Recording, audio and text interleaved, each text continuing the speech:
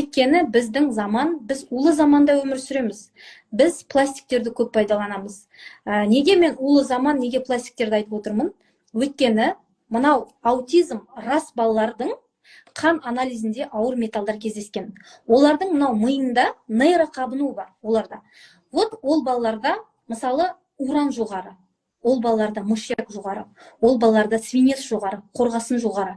Өйткені мен ондай аналармен бірге бір чатта болғанмын. Біздің Қазақстанның түкпір-түкпірінен аутизм распен ауыратын аналардың отырған чаты. 150 ауру баланың аналары отырған чат.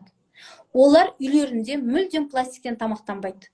Және де алюминий қазандардан тамақтанбайды. Мысалы біз тефлондарды пайдаланамыз, я? Тефлон қапталған қазандар бар. Алюминий мантаваркалар бар, манты қазандар бар. Пластиктер, коланы, фюстиді біз ішіп жатырмыз күнде. Вот сол арқылы біздің ағзамызға күніге ауыр металдар түсіп жатыр. Сондықтан, егер балаларда аутизм, рас, ЗПРР, ЗРР болатын болса, онда осы өнім өте жақсы көмекке келеді. Өйткені бұл жаңағы мидағы ауыр металдар, ішектердегі, жалпы ағзамыздағы ауыр металдарды бейтараптап шығарады. Бұл өнімді ішкен кезде әркімге әртүрлі әсер етеді. Мысалы, бір адамдардың тазаланып жатқан кезде кіші дәретке көп жүгіреді ол адамдар. Кіші дәретке көп жүгірді деген сөз, значит, сіздің бүйрегіңізде құм тұз бар деген сөз.